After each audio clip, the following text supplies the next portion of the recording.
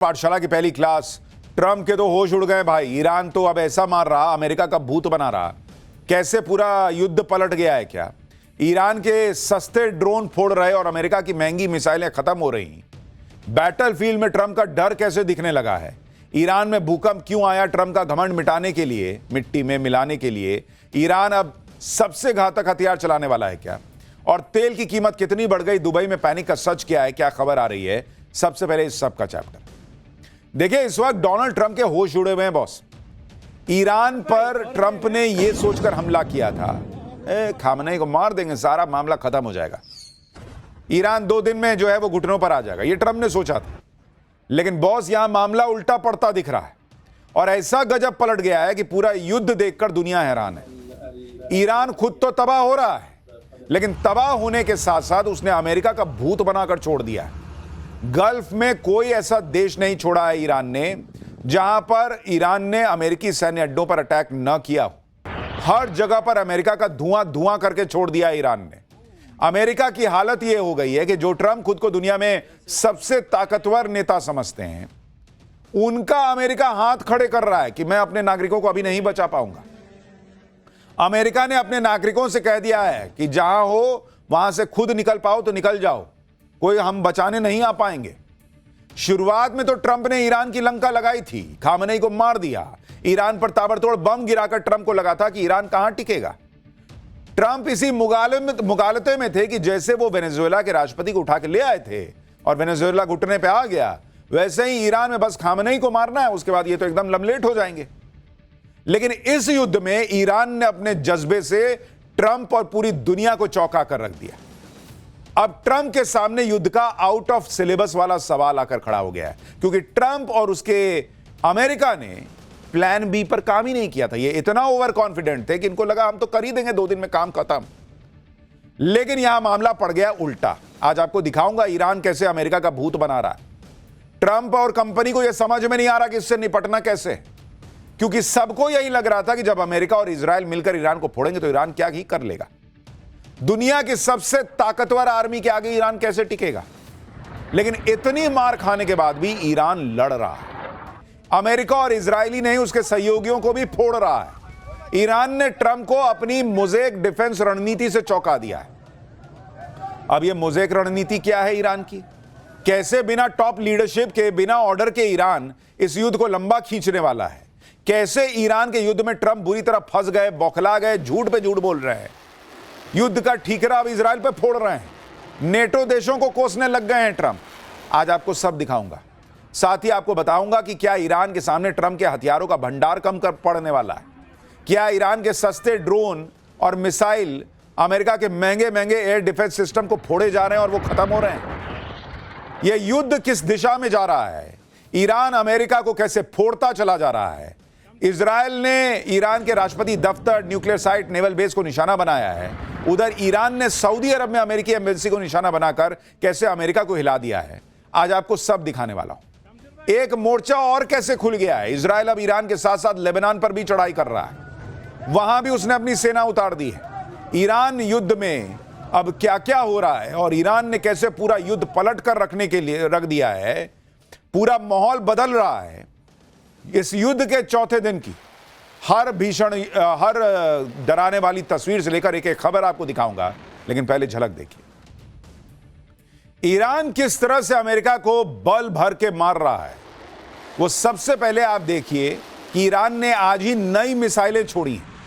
America Israel के ठिकानों पर ईरान ने ताकतवर खैबर मिसाइल दाग दी है और इस मिसाइल की एक आप झलक देखिए। अभी तो ईरान जो है, कहा जा रहा है कि पुराने ड्रोन, पुरानी मिसाइल फोड़ रहा था, अब उसने खैबर मिसाइल निकाल दी है। यानी ईरान ने भी अपना गियर चेंज कर दिया है बॉस। ऐसी ही मिसाइलों से ईरान ने धुआं धुआं कर रखा है। और आपको इजराइल के तेल अवीव का वीडियो दिखाता हूं। सिर्फ 10 सेकंड में एक के बाद एक 15 मिसाइलों ने तेल अवीव में ऐसा गदर मचाया कि लोगों के होश उड़ गए। लोग देख के कह रहे हैं कि यह क्या हो रहा है।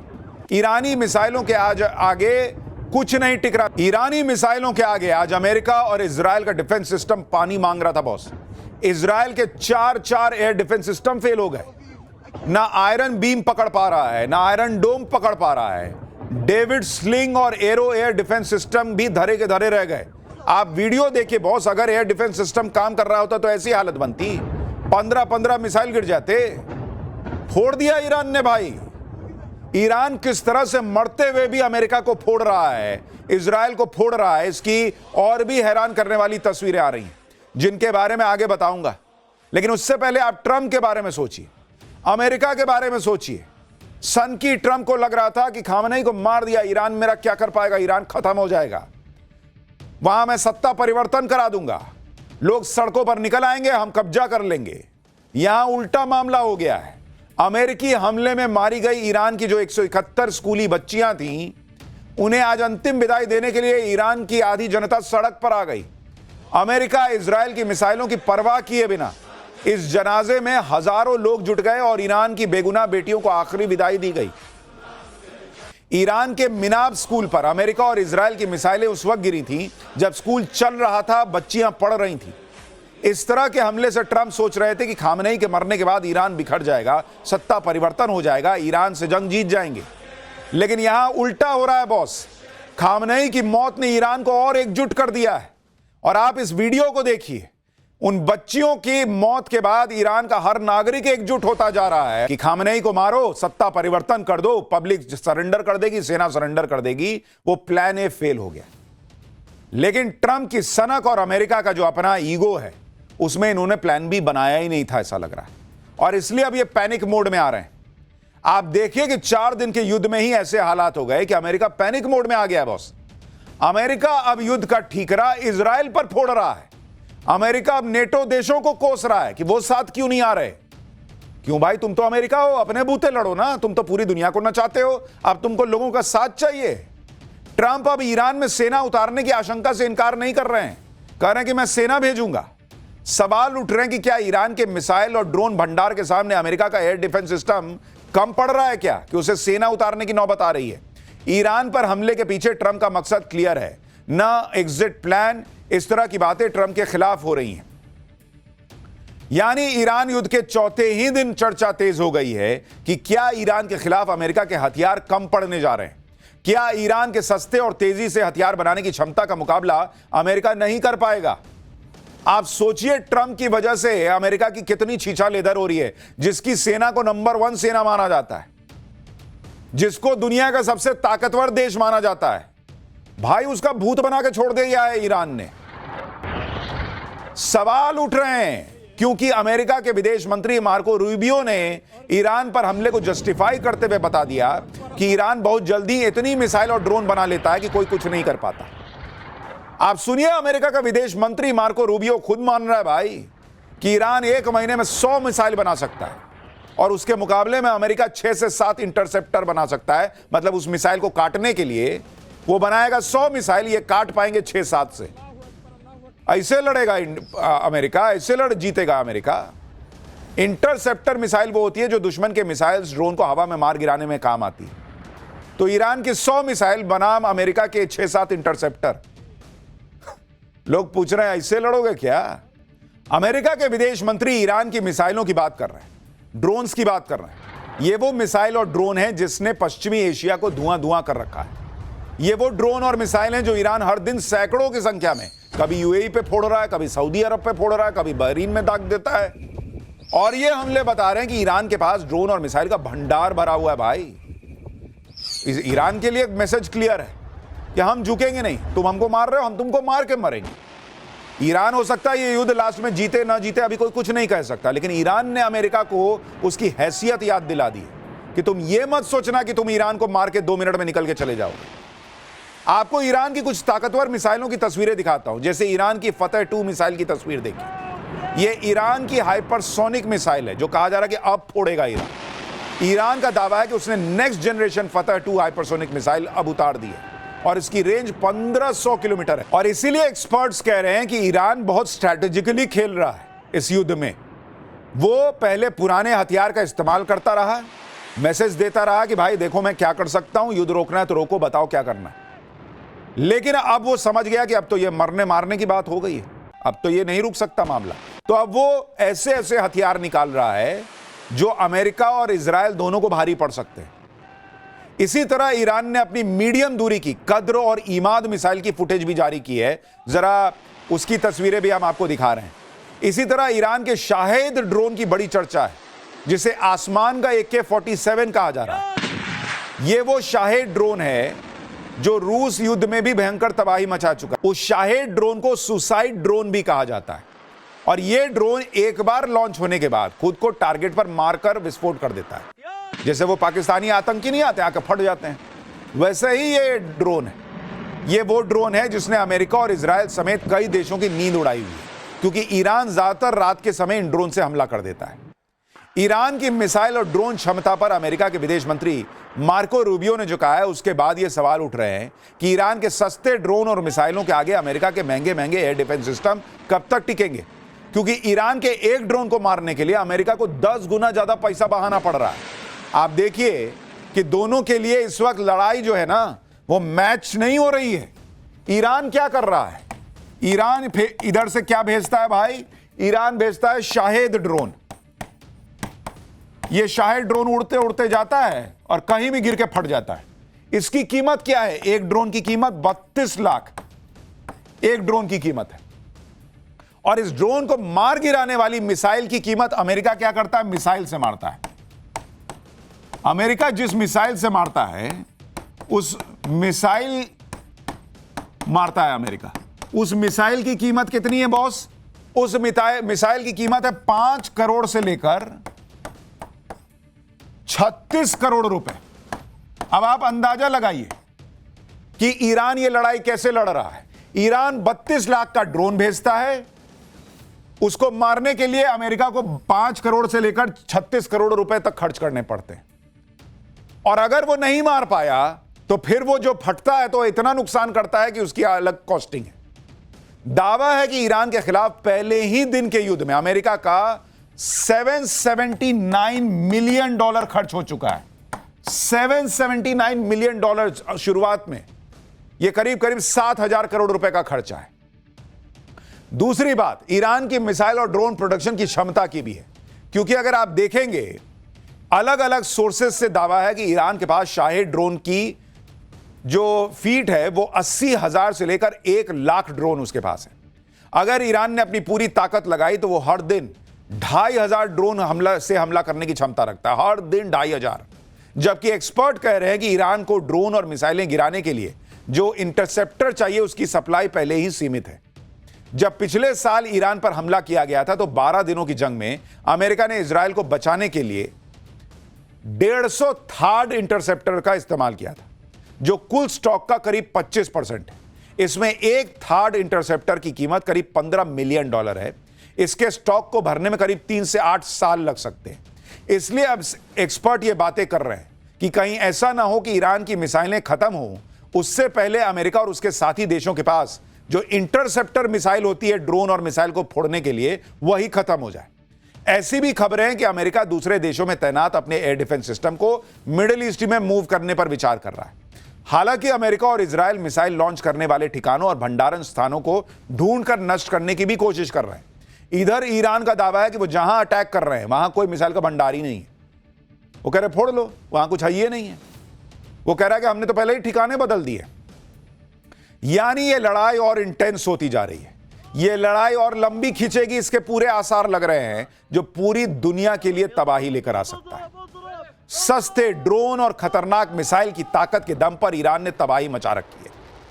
कोई सुरक्षा कवच इनको नहीं रोक पा रहा। आपको इजराइल के तेल अवीव का एक और वीडियो दिखाता हूं, जहां पर ईरान ने हमला किया। तेल अवीव में यह धमाका उस वक्त हुआ जब एक चीनी मजदूर हाई राइज बिल्डिंग के ऊपर एक लोहे के गार्डर पर बैठकर बेचारा काम कर रहा था। वो वहीं फंस गया। अब वो नीचे उतरे तो उतरे कैसे? नीचे धुआं धुआं हो रखा, ऊपर से कूदेगा बेचारा है नहीं, उसके हाथ पांव कांपने लगे। दूसरी तस्वीर देखिए, उसमें तो कई कारें जलती हुई दिखाई दे रही हैं। इन कारों का यह हाल है कि तेल अवीव में ईरानी मिसाइलों के फटने से इनकी धज्जियां उड़ गई हैं। ये तस्वीरें इस बात की कहानी बता रही हैं कि युद्ध जो है वो दोनों तरफ भयंकर नुकसान पहुंचा रहा है। ईरान जो है वो सिर्फ मार खा नहीं रहा, वो मार भी रहा है। और कल भी हमने आपको बताया था कि मिडिल ईस्ट के देशों पर ईरान का टारगेट वो एनर्जी सोर्सेज हैं जिनके भरोसे अमेरिका बैठा हुआ है। आज ईरान ने यूएई के फुजैरा पोर्ट पर उस तेल डिपो को निशाना बनाया जिसे दुनिया के अहम ऑयल स्टोरेज में से एक माना जाता है। देख रहे हैं, भयंकर आग धधकी हुई है। धमाके के बाद तेल डिपो में भयानक आग की लपटें निकल रही थी। यानी ईरान स्ट्रैटेजिकली हर उस जगह नुकसान पहुंचा रहा है जिससे दुनिया को दर्द महसूस हो, ताकि दुनिया इस युद्ध के बीच में आए। जबकि कल ईरान ने सऊदी अरब की सबसे बड़ी तेल रिफाइनरी रास तानूरा पर हमला किया था, जिसके बाद सऊदी अरब ने रिफाइनरी को ही बंद कर दिया। ईरान अपनी हाइपरसोनिक मिसाइलें भी इस्तेमाल कर रहा है। ऐसी ही एक हाइपरसोनिक मिसाइल फतेह 2 ने तहलका मचाया हुआ है। आपको इसी मिसाइल के अटैक का वीडियो दिखाता हूं। यह वीडियो गल्फ के किसी एयरपोर्ट के रनवे का है। बिजली की रफ्तार से एक मिसाइल पलक झपकते गुजर जाती है, जिसके बाद वहां धुआं और धमाके के अलावा कुछ नहीं दिखता। दावा किया जा रहा है कि ईरान की फतेह 2 हाइपरसोनिक मिसाइल है। और जरा इस वीडियो में इसकी रफ्तार देखिए। ईरान के ड्रोन मिडिल ईस्ट में तबाही का दूसरा नाम बनते जा रहे हैं।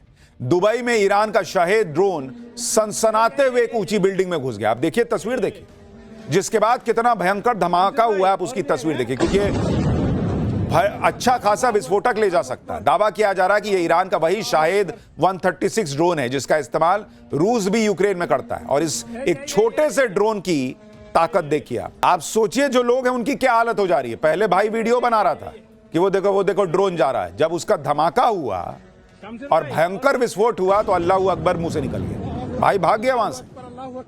ये ईरान ने कर रखा है, छोटे छोटे ड्रोन से बड़े बड़े धमाके करके बड़े बड़े मैसेज दे रहा है। मिडिल ईस्ट में अमेरिका का कोई सैन्य अड्डा सुरक्षित नहीं लग रहा बॉस।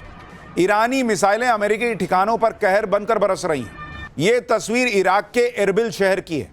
यहां ईरानी मिसाइल फटी तो इतना भयानक धमाका हुआ कि पूरा शहर कांप गया कहा जा रहा है। और आप इस युद्ध की हर तस्वीर जो आप देख रहे हैं ना, चाहे वो ईरान में धमाके हो रहे हो, चाहे वो तेल अवीव में इजराइल में हो रहे हो, या अमेरिका के बेसिस पर हो रहे हो, एक चीज जरूर याद रखिएगा कि भारतीय सेना के शौर्य को सलाम ठोकते चलिएगा बॉस, जिन्होंने ऑपरेशन सिंदूर में एक ड्रोन अंदर घुसकर जो है भारत के बड़े या किसी भी शहर में नुकसान पहुंचाने नहीं दिया था। पाकिस्तान कूक के रह गया, पूरा ताकत लगा कर रह गया, लेकिन भारतीय सेना ने उन ड्रोन्स का भूत बना के छोड़ दिया था। यह है अपनी सेना का शौर्य, जो अमेरिकी नहीं कर पा रहे, जो इजरायली नहीं कर पा रहे, वो अपनी सेना ने करके दिखाया था। ईरानी मिसाइलें मिडिल ईस्ट के देशों में अमेरिकी सैन्य अड्डों और दूतावासों पर कहर बरपा रही। सभी खाड़ी देश बाप बाप कर रहे हैं। ईरान ने सऊदी अरब की राजधानी रियाद में अमेरिकी दूतावास पर ड्रोन फोड़ दिया। कुवैत में भी अमेरिकी ठिकानों और दूतावास को निशाना बनाया। बहरीन में अमेरिकी एयरबेस पर हमला कर दिया। यूएई में फुजैरा पोर्ट के तेल डिपो पर हमला किया और तेल अवीव को निशाना बनाया। एक तरफ ईरान फोड़ता चला जा रहा है, दूसरी तरफ ईरान भी फूट रहा है। ऐसा नहीं है कि ईरान को अपर हैंड है, ईरान पर भी लगातार हमले हो रहे हैं। आज ईरान ने इजराइल का हर्मीज ड्रोन मार गिराया। यह ड्रोन ईरान के आसमान में उड़ रहा था, तभी ईरान ने आसमान में ही उसे जला दिया और उस पर भी लगातार हमले हो रहे हैं। इसी तरह से यमन में अमेरिकी ड्रोन MQ-9 बुरी हालत में मिला। दावा किया जा रहा है कि ईरानी मिसाइलों ने इस अमेरिकी ड्रोन को मिट्टी में मिला दिया। यह उसकी तस्वीर बताई जा रही है। अगर इसी तरह से चलता रहा तो फिर ट्रंप की हालत खराब हो जाएगी बॉस। ऐसा हो भी रहा है। अमेरिका के महंगे हथियार ईरान के सस्ते हथियारों से निपटने में खर्च हुए चले जा रहे हैं। जब अमेरिका के हथियारों पर सवाल उठने लगे तो ट्रंप जेलेंस्की को कोस रहे हैं, जो बाइडेन को कोसने लगे। ट्रंप क्या कह रहे हैं आपको पता है? ट्रंप कह रहे हैं कि हमारे पास हथियारों का भंडार तो है, लेकिन उतना नहीं जितना हम चाहते हैं। तो जब जितना तुम चाहते उतना हथियार नहीं था, तो तुमको मंगल ग्रह से आदेश आया था कि ईरान पे जाके हमला कर दो, बैठते चुपचाप। तुम तो ओवर कॉन्फिडेंस में थे कि अरे इतना हथियार में तो 4 बार ईरान फोड़ आएंगे। अब अपनी हैसियत समझ में आ रही है। हमारे कह रहे हैं ट्रंप कि हमारे बहुत सारे तगड़े हथियार दूसरे देशों में स्टोर हैं। जो बाइडेन ने अपना सारा टाइम और अमेरिका का पैसा सब चीज जेलेंस्की को दे दिया। ट्रंप ने आरोप लगाया कि बाइडेन ने सारे हथियार और पैसे दे दिए, लेकिन उसका विकल्प बनाने की नहीं सोची। तो आप सोच लेते, आप तो मुनीर से तलवे चटवाने में बिजी थे। आपको तो रेयर अर्थ मटेरियल की डील करनी थी। मुनीर वहां पर सेल्समैन बनकर दिखा रहा था। जो बाइडेन को गए हुए तो समय हो गया, आप ले आते सारे हथियार बना लेते, और जब नहीं था तो नहीं लड़ते। साथ में ट्रंप ये भी कह रहे हैं कि उन्होंने आकर चीजों को ठीक किया और अब अमेरिका के पास अनलिमिटेड हथियार है। अरे भाई मत पहले तय करो हथियार है या नहीं है। एक सांस में कह रहे हो हथियार नहीं है, एक में कह रहे हो अनलिमिटेड हथियार है। कह रहे हैं कि अमेरिका हमेशा युद्ध लड़ सकता है। तो फिर अमेरिका हमेशा युद्ध लड़ सकता है तो जेलेंस्की को जो हथियार दिए उसका रोना क्या रो रहे हैं आप? डोनाल्ड ट्रंप अपनी सनक में एक लाइन में क्या बोलते हैं और आगे 4 लाइन बाद क्या बोल देते हैं वही जानते हैं। World will be a safer place. यह अमेरिका बता रहा है कि दुनिया एक बहुत सुरक्षित जगह हो जाएगी जो अमेरिका कर रहा है उससे। तुमको दुनिया ने ठेका दिया था, टेंडर निकला था, हमने तुमसे कहा था कि जाके हमको सुरक्षित करो। अमेरिका की इस नौटंकी के चक्कर में दुनिया भर में लोगों की नौकरियों पर आफत आ सकती है। शेयर बाजार में लोगों का पैसा डूब गया, वहां मासूम लोग मर गए पूरे मिडिल ईस्ट के अंदर, वहां इजराइल में मर रहे हैं, ईरान में मर रहे हैं, दुनिया के लोग मरे जा रहे हैं और तुम कह रहे हो दुनिया सेफ जगह बन रही है। तमाशा करते हो तुम। यह अमेरिका का यही तमाशा है। और उसके बाद यह तमाशा करने के बाद अपने टी शर्ट पे यह लिख लेने से कि आई लव पीस, उससे तुम शांति के दूत नहीं हो जाओगे। युद्ध में अमेरिका के पैनिक होने का एक संकेत यह भी है कि ट्रंप अब यह चाहते हैं कि नेटो देश उनके साथ आए। क्यों आएंगे भाई? डोनाल्ड ट्रंप ब्रिटेन के प्रधानमंत्री को कोस रहे हैं कि वो ईरान के खिलाफ युद्ध में अमेरिका का साथ नहीं दे रहे हैं। ट्रंप कह रहे हैं कि फिर ये सो कॉल्ड स्पेशल रिलेशनशिप होने का फायदा क्या है? क्यों भाई, तुम तो अमेरिका हो, तुम तो भर दुनिया पे टैरिफ लगा देते हो, तुम दुनिया के चौधरी बने घूमते हो, तुमको दूसरों की क्या जरूरत है, लड़ो अकेले। दूसरी तरफ नेटो सेक्रेटरी जनरल ने अमेरिका और ईरान के हमले की तारीफ की, लेकिन साथ में कह दिया कि नेटो इसमें शामिल नहीं होगा। युद्ध को लेकर ट्रंप की रणनीति पर इसलिए सवाल उठ रहे हैं क्योंकि युद्ध कब खत्म होगा ट्रंप प्रशासन के पास इसका कोई जवाब ही नहीं है। भयंकर कंफ्यूजन दिख रहा है। ट्रंप कह रहे हैं कि ईरान के खिलाफ पहले 4 से 5 हफ्तों के सैन्य अभियान का प्लान था, लेकिन यह लंबा चल सकता है। ट्रंप दावा कर रहे हैं कि जरूरत पड़ी तो ईरान में सेना उतार देंगे, जिसके बाद यह सवाल उठ रहे हैं कि क्या अफगानिस्तान की तरह ट्रंप ईरान में 20 साल लड़ेंगे क्या? यह भी सवाल उठ रहे हैं कि जो ट्रंप अफगानिस्तान में सेना उतारने के लिए पिछली सरकारों को कोसते थे, वो अब खुद ईरान में सेना उतारने की बात कर रहे हैं। सवाल उठ रहे हैं कि जो ट्रंप यह दावा करते थे कि उन्होंने तो अमेरिका को सबसे ताकतवर बना दिया, उस अमेरिका को ईरान को हराने के लिए जमीन पर सेना उतारने की जरूरत क्यों पड़ रही है? आप सोचिए, अभी 4 दिन के युद्ध में तेल की कीमतों में आग लग गई, दुनिया पैनिक मोड में है। अगर यह युद्ध लंबा चलेगा तो क्या ही होगा? युद्ध के लंबे खींचने का दूसरा मतलब यही है कि अमेरिका जितना ईरान को हल्के में ले रहा था, ईरान उससे कहीं ज्यादा आगे निकला। और ईरान ने यह सब कैसे किया? क्यों B-2 बॉम्बर और घातक मिसाइल फाइटर जेट से लैस अमेरिका को ईरान में सेना उतारने की जरूरत पड़ रही है, यह भी आपको आज आगे बताऊंगा। ईरान पर अमेरिका ने हमला क्यों किया, इसके पीछे का मकसद क्या है, इसे लेकर भी ट्रंप और उनकी सरकार घिर गए, क्योंकि इसे लेकर ट्रंप लगातार गोल पोस्ट चेंज कर रहे हैं। मैंने कहा ना, ट्रंप पैनिक में है बॉस। पिछले साल जब ईरान पर हमला किया तो कहा कि उसके पास परमाणु बम है, फिर हमला करके यह दावा किया कि ईरान के परमाणु साइट को हमने नष्ट कर दिया, फिर माहौल बनाया कि ईरान अपने लोगों को मार रहा है इसलिए वहां सत्ता परिवर्तन करना होगा, फिर दावा किया कि ईरान ट्रंप की जान लेना चाहता था, वो हमें मारता, इससे पहले हमने खामनेई को मार दिया। लेकिन जब अमेरिका में ही ट्रंप के ईरान पर हमले को लेकर सवाल उठने लगे तो अब ट्रंप प्रशासन नई थ्योरी लेकर आ गया। अब अमेरिका के विदेश मंत्री ने ईरान पर हमले का ठीकरा इजराइल पर फोड़ दिया। मार्को रूबियो ने कहा कि अमेरिका को यह जानकारी थी कि इजराइल ईरान पर हमला करने वाला है। अमेरिका को डर था कि अगर ईरान पर हमला हुआ तो वो अमेरिका के खिलाफ जवाबी हमला कर सकता है, इसलिए अगर हमने पहले कार्रवाई नहीं की होती तो हमें ज्यादा नुकसान उठाना पड़ता।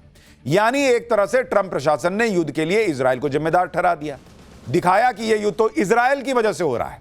अमेरिका को तो सिर्फ अपने हितों, अपने लोगों को बचाने के लिए उतरना पड़ा। मार्को रूबियो के इस बयान पर सवाल उठने लगे कि ईरान के विदेश मंत्री ने कहा है कि इसका मतलब ईरान से जुड़ा कोई खतरा नहीं था, अमेरिका इजराइल की वजह से युद्ध में आया।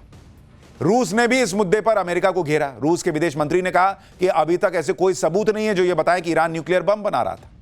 और मैंने आपको डे 1 से कहा कि ईरान पर जो अमेरिका ने हमला किया, देखिए खामनेई का राज लोगों को पसंद था नहीं था, वहां कुछ लोगों को गुस्सा था, वो अपना सत्ता परिवर्तन करते नहीं करते जो करते, भर दुनिया में जहां लोग असंतुष्ट होंगे सरकार से, ये टेंडर किसने दिया है डोनाल्ड ट्रंप और अमेरिका को कि हम आएंगे, हम बम फोड़ देंगे, हम लोगों को मार के तुम्हारे यहां सत्ता परिवर्तन कर देंगे? किसने तुमको दे दिया? और तुमको खुद ही नहीं पता कि तुम क्या कर रहे हो। कभी कह रहे हो हमको मार देता इसलिए मैंने पहले मार दिया, कभी कह रहे हो इजराइल मारने वाला था इसलिए हमको उसमें घुसना पड़ गया, कभी कह रहे हो वो परमाणु बम बना रहा था इसलिए मुझे जाना पड़ा। तो पिछले बार तो तुमने परमाणु साइट फोड़ दी थी, तो आज क्यों घुसे हो? और कभी कहते हो वहां सत्ता परिवर्तन करने गए। सीधी सी बात है, डोनाल्ड ट्रंप घर में घिर गए थे। सुप्रीम कोर्ट का फैसला आ गया था टैरिफ के खिलाफ, पॉपुलैरिटी गिरती जा रही थी। भाई साहब को लगा ये मैं राष्ट्रवाद का चूरन चटा के निकल जाऊंगा। इन्होंने सोचा 2 दिन में निपटा दूंगा, उसके बाद हीरो बन जाऊंगा। यहां लेने के देने पड़ गए। अपने ऊपर उठ रहे सवालों के बीच अब डोनाल्ड ट्रंप युद्ध को लेकर नया दावा कर रहे हैं। डोनाल्ड ट्रंप ने कह दिया कि ईरान का डिफेंस, एयरफोर्स, नेवी और लीडरशिप सब तबाह हो चुके हैं। अब ईरान हमसे बातचीत करना चाहता है, लेकिन हम नहीं करेंगे क्योंकि बहुत देर हो चुकी है। ए भाई, कितना झूठा आदमी है बॉस। ये कह रहे हैं कि उनका air defence, air force, navy, leadership सब खत्म हो गया। अरे भाई, जब सब खत्म हो गया है तो तुमको ईरान में सेना उतारने की जरूरत क्यों पड़ रही है? अगर सब खत्म ही हो गया है तो तुम बम कौन ची का फोड़ रहे हो? वहां कुआं करके पानी निकालना चाहते हो कि वहां गड्ढा कर रहे हो? खुद क्यों कह रहे हो कि युद्ध लंबा चलेगा जब सब खत्म ही हो गया है?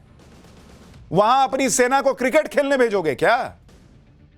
ये सारी बातें बताती हैं कि डोनाल्ड ट्रंप पैनिक मोड में है। झूठ पे झूठ, झूठ पे झूठ बोलकर अपने देश के लोगों को ठग रहे हैं, दुनिया को ठग रहे हैं।